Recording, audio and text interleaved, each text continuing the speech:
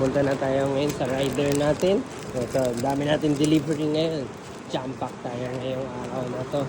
Salamat sa inyo sa mga nag-order. Wow, grabe, lakas ng hangin. Tignan niyo yung mga buhok natin. Nandito na tayo si rider. Nasa na kaya siya? Rider, sir.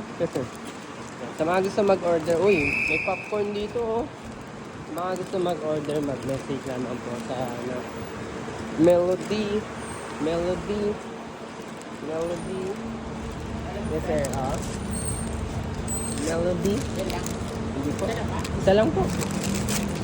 Melody. Ito, Melody. Papunta saan sir? Ano po? Tama. Patingin lang ng booking sir para sigurado.